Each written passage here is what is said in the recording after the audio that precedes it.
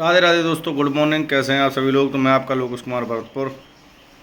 तो भैया पिछले 2 दिन से बंगाल में और आपको पता है बीजेपी की सरकार बन गई है। और जिस जगह बीजेपी की सरकार नहीं बन पाती है वहाँ तो वोट चोरी नहीं हो पाते। खैर मोदी जी वाली बात सही है ना, तुम चाहे जितनी भी कोशिश कर लो, मैं मशीनों में फिर से गड़बड़ कर दूंगा। तो भाई साहब, ममता बनर्जी ने बोल दिया है, दीदी ने, कि मैं इस्तीफा नहीं दूंगी, मैं हारी नहीं हूँ, मेरे को हराया गया है। 100 सीटें जहाँ मेरी बिल्कुल जीत रही थी वहाँ लठ मार करके और अंदा लगा लो ज़बरदस्ती सब कुछ, चुनाव आयोग उनका, पुलिस उनकी, सब कुछ फर्जी वोट डाले गए।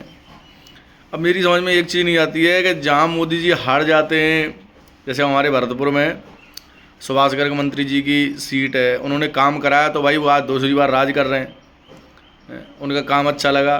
तो जिस जगह मतलब मोदी, ऐसा थोड़ी है कि भाई मशीनों में गड़बड़ कैसे हो।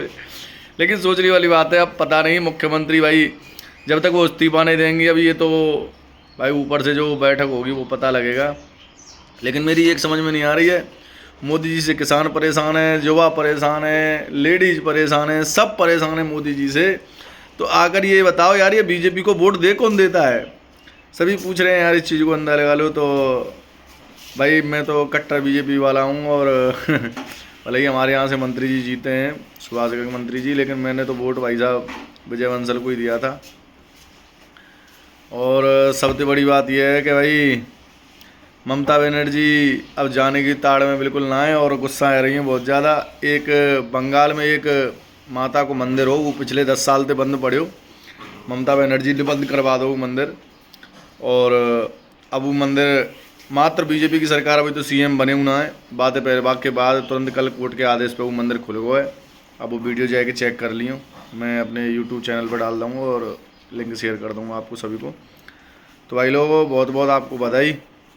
लेकिन जो चीज़ ना समझ पा रहे वे तो सब यूँ ही कह रहे हैं कि नहीं नहीं नहीं नहीं। अब मैं भाई बहुत, मैं एक नाम नहीं लेना चाहूँगा, एक बहुत तगड़े क्रिकेटर हैं यूसुफ पठान, आप सभी जानते हैं, मैं उनका बहुत मैच देखे हैं। और भाई मैं ऐसे नहीं बोलूँगा उनके बारे में, लेकिन ये उन्होंने भी ये बोला था कि टीएमसी अगले 50-60 साल नहीं जाने वाली है। तो पॉलिटिक्स इसको कुछ कह नहीं सकते। ऐसा नहीं है कि बीजेपी ने आगे जाके चुनाव हारे नहीं है, बीजेपी भी आगे जाके बहुत चुनाव हारी। भाई राजस्थान भी हार गई थी 2019 में, समथिंग हारी थी राजस्थान। और एमपी भी हारी थी, और क्या नाम है, ये जो 3 जो स्टेट हैं वहाँ हार गई थी, ठीक है। छत्तीसगढ़ भी हार गई थी, एमपी भी हार गई थी और वहाँ भी हार गई थी। तो वहाँ कांग्रेस भाई तब क्यों नहीं चोरी कर पाई भाई, एक चीज़ तो।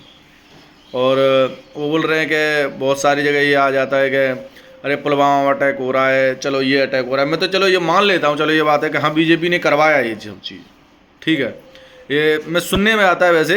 लेकिन एक चीज़ बताओ, ऐसा कोई क्यों करवाएगा। चलो करवाया है, कम से कम वो करवा रहे हैं तो जवाब तो दे रहे हैं।